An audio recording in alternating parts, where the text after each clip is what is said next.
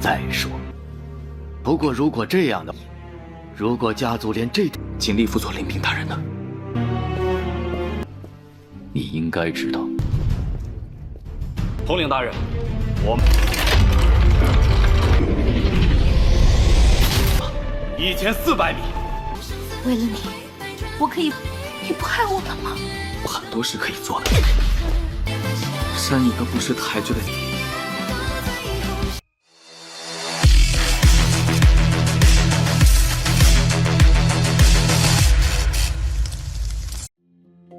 Halo semuanya, selamat datang di Ruang Sinema. Bagaimana kabar kalian semua? Semoga selalu sehat dan baik-baik saja. Pada hari ini kita akan kembali melanjutkan series Donghua Fable River season kedua episode terbaru.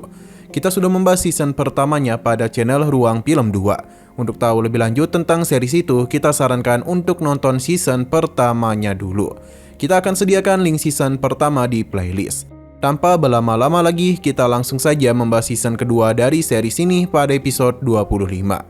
Saat ini, Xiu telah menemui Direktur Jenderal. Ia meminta Xiu untuk tidak terlalu formal karena sekarang hanya mereka berdua saja. Direktur Jenderal tahu betul kalau wilayah Timur Jauh merupakan wilayah dingin dan keras. Bahkan, Xiu itu jauh lebih kurus dari dulu yang pernah dirinya lihat. Karena dalam waktu yang cukup lama, Xiu teruslah berusaha untuk mengambil kembali Timur Jauh. Direktur Jenderal merasa tidak heran mengapa pemimpin terdahulu menaruh harapan besar kepada Xiu. Dan waktu 2 tahun lagi, Ning akan menjadi pewaris tahta. Karena Xiu merupakan sosok yang sangat penting, jadi dia harus tinggal di kota atas demi memberikan bantuan. Jadi ia tidak perlu memikirkan masalah pada Timur Jauh, karena dia itu akan mengutus Lin Bing dalam mengambil alih pasukan Timur Jauh. Terlebih lagi ia sudah sangat lama menjaga Benteng Wulan, jadi dia pasti lebih memahami Timur Jauh. Tapi Xiu tidak ingin tinggal diam, karena masalah yang dihadapi Timur Jauh merupakan masalah yang rumit. Bahkan para klan sudah menyimpan dendam besar pada keluarga Jichuan. Jika mengutus komandan baru di situasi ini hanya akan menjadi masalah besar. Direktur Jenderal setuju dengan pendapatnya. Tapi tetap saja wilayah Timur Jauh merupakan milik keluarga. Jadi orang-orang barbar itu tidaklah memiliki hak untuk mengutus siapa yang ditunjuk sebagai komandan. Selain itu, 3 bawahan Xiu masih berada di sana. Selama mereka mendukung Lin Bing, maka tidak akan terjadi masalah. Xiu ingin menolak pendapatnya, tapi jika Xiu melakukan hal itu, maka keluarga mereka akan melepaskan Timur Jauh. Kini, pilihan berat sedang berada di tangannya, terutama keluarga mereka juga tengah dalam masalah besar. Jadi apakah Timur Jauh masih dapat dipertahankan jika mengingat apa yang sedang dialami oleh mereka? Xiu paham, jadi dia akan meminta Bai Chuan untuk mendukung Lin Bing. Xiu juga memilih untuk pergi saja daripada duduk bersama Direktur Jenderal. 阿宁就要继位了，不会有事的。再说，不过如果这样的，如果家族连这点，请立辅佐林平大人呢？ Dalam perjalanan itu, terlihat kalau Xiu terus berpikir keras, bahkan ia tidak yang menyapa Ning. Ning langsung sadar kalau Xiu sedang marah. Selain itu, ternyata Ninglah yang menyarankan kepada pamannya. Hal itu semakin membuat Xiu terkejut. Ia akhirnya paham kalau Timur Jauh hanya dijadikan sebagai perisai saja untuk bisa menghadapi klan iblis. Tapi Ning memiliki pendapat yang berbeda, karena mereka membutuhkan Xiu dalam perang menghadapi keluarga Liu Fang. Karena ada begitu juga, status Xiu akan jauh melebihi apa yang dia capai di Timur Jauh. Xiu ingin memastikan apakah di hatinya dia itu mau mengorbankan wilayah Timur Jauh. Namun Ning bertanya balik kepadanya, apakah saat ini dia sedang menjadi panglima keluarga Jichuan atau panglima perang dari Timur Jauh? Xiu ingin tahu siapa yang bertanya, apakah sahabat kecilnya atau seorang calon pewaris keluarga. Karena sekarang status Ning tidak seperti dulu lagi. Bahkan Xiu merasakan dengan jelas perubahan sikap yang dimiliki oleh Ning. Seakan-akan dia sudah sulit untuk bisa mengenalnya. Alasan Ning melakukan semua ini karena demi kebaikan Xiu. Pasalnya, klan iblis pasti akan melakukan penyerangan lagi. Jadi dia takut Xiu akan menghadapi kematian di Timur Jauh. Meskipun begitu, Xiu tetap akan melindungi wilayah Timur Jauh. Ia bahkan berharap bisa mati di Timur Jauh. Ning merasa bukan dirinya yang telah berubah, melainkan Xiu lah. Padahal pamannya merasa dia bisa mengangkat Xiu menjadi raja Timur Jauh kapanpun dia mau. Sekarang ia mulai sadar kalau Timur Jauh merupakan wilayah yang sangat penting baginya. Ning tentu saja bingung dengan pilihannya. Semua ini jelas karena Xiu berhutang banyak pada wilayah Timur Jauh. Terlebih lagi orang-orang di sana menghormati dirinya sebagai seorang raja. yang membuat dia memiliki sebuah tanggung jawab besar. Seharusnya Ning itu paham karena dia memiliki tanggung jawab yang sama. Tapi Ning itu ingin menyerahkan posisi penerus kepadanya. Sayang sekali Xiu menolak yang membuat Ning penasaran. Apakah dia sudah tidak mencintainya lagi? Xiu mencoba menolaknya dengan perkataan yang begitu halus, tapi Ning langsung saja menamparnya. Karena dia ini sudah sangat kecewa kepada pilihan Xiu. Bahkan Ning sama sekali tidak sadar berbuat hal itu kepada pria yang ia cintai. Xiu tidak lama mempermasalahkan hal itu dan memilih untuk pergi. 为了你，我可以，你不害我了吗？我很多事可以做的，删一个不识抬举的你。 Di kediamannya, Xiu telah memanggil bawahannya untuk mengirim surat kepada Bai Chuan secara rahasia. Surat ini harus segera disampaikan karena itu adalah masalah yang mendesak. Bawahannya pun paham dan segera pergi. Sedangkan di sisi lain, tepatnya di kantor Direktur Jenderal, ia menjadi kesal karena telah terjadi sesuatu pada Benteng Wulan, karena pasukan iblis sudah melakukan penyerangan kepada tempat itu. Mereka bertanya kepada Xiu apa yang telah terjadi, karena bagaimanapun dia adalah pemimpin wilayah Timur Jauh. Namun Xiu menjelaskan kalau sekarang wilayah itu dipimpin oleh Lin Bing. Direktur Jenderal ingin bertanya kepada Lin Bing mengenai apa yang sedang terjadi di sana. Lin tahu betul kalau semua ini seharusnya adalah rencana dari Xiu. Jadi karena itulah dia pun membawanya untuk pergi menjauh dari tempat ini. Sampai-sampai Xiu bingung kemanakah mereka akan pergi. Di saat mereka berhenti, Lin dan Xiu telah sampai di sebuah tempat. Ini merupakan tempat yang dijaga dengan sangat ketat dan merupakan pabrik militer 777. Di dalam gerbang besar itu ternyata memiliki tempat yang sangat luas. Baru kali inilah Xiu datang ke pabrik militer. Ini adalah rahasia tingkat tinggi milik keluarga. Entah apa alasan Lin membawanya kemari, karena di sepanjang perjalanan Xiu hanya melihat semua orang yang sedang sibuk dalam tugas masing-masing. Bahkan Xiu melihat kepala dari orang-orang yang hendak menghabisi mereka. Ternyata kakaknya itu adalah insinyur di tempat ini. Namun dia memilih mogok kerja karena tidak puas dengan tenggat waktu pekerjaan. Jadi Direktur Jenderal memilih untuk menghabisinya karena dia ingin sekali mengalahkan wilayah barat. Alasan Lin membawa Xiu kemari adalah untuk memberitahunya sebuah rahasia karena seharusnya ia sudah sadar akan masalahnya. Namun sebelum berbicara lebih lanjut, Tu Bin muncul yang adalah penanggung jawab dari tempat ini. Lin memperkenalkan Xiu kepadanya. Berhubung mereka sudah kemari, jadi Lin ingin memperlihatkan hasil baru yang telah mereka ciptakan, di mana ada sebuah senjata yang cukup besar.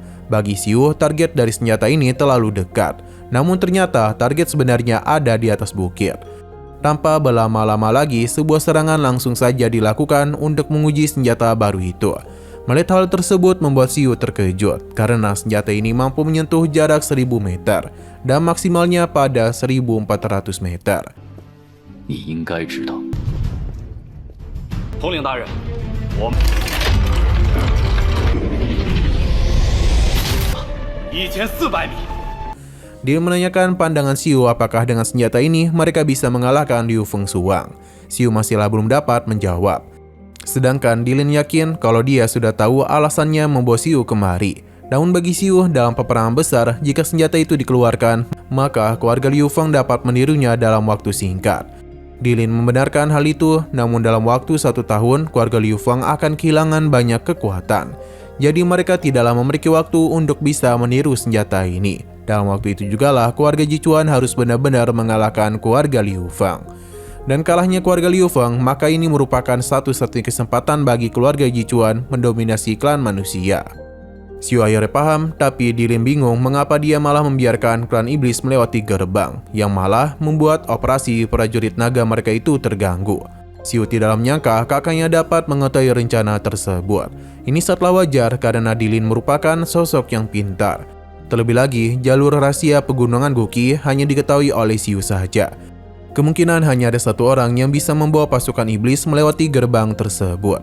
Xiu merasa kalau kakaknya telah mencurigainya. Tapi ini bukanlah kecurigaan, melainkan sebuah keyakinan dari Lin. Meskipun Xiu mencoba beralasan, tapi Lin sudah mengetahui segala rahasia yang dia sembunyikan. Bahkan kondisi terkini dari Timur Jauh. Ia bingung mengapa Xiu tidak membiarkan klan iblis mengambil kembali Timur Jauh. Terlebih lagi dia ini sudah kembali ke dalam keluarga dengan selamat. Dan begitu mereka bertiga bisa kembali bersatu dan melakukan penyerangan untuk bisa menangkap Liu Fengshuang. Dilin saat yakin dengan mereka bertiga di garis depan, maka kekuasaan keluarga akan dapat dicapai. Namun Xiu tetap pada pendiriannya karena sekarang baginya Timur Jauh merupakan nyawanya. Terlebih lagi, dia sudah cukup lama berada di sana dan menjalani pertarungan dengan para sahabat yang sudah banyak berkorban. Jadi Xiu hanya ingin melihat Timur Jauh aman dan tentram. Ia harap kakaknya dapat menerima jalannya karena pasti dia memiliki sebuah jalan tersendiri. Xiu juga mengakui kalau dialah dalang dari serangan tersebut. Jadi dia mempersilahkan Dilin untuk menghukumnya. Dilin penasaran apakah Xiu akan menghabisi dia untuk membungkam mulutnya. Karena hanya dialah yang mengetahui tentang rahasia itu. Melihat Dilin yang menghusungkan pedangnya membuat Xiu menjadi begitu waspada. Dilin mempersilahkannya untuk menghabisinya. Dan begitulah rahasia Xiu akan tetap terjaga. Di tengah kondisi yang tak baik-baik saja, Xiu memilih untuk tidak menyerang Dilin, yang membuat Dilin merasa kecewa kepadanya. Karena belas kasihan Xiu kepada Timur Jauh kapanpun akan membuatnya dalam bahaya besar.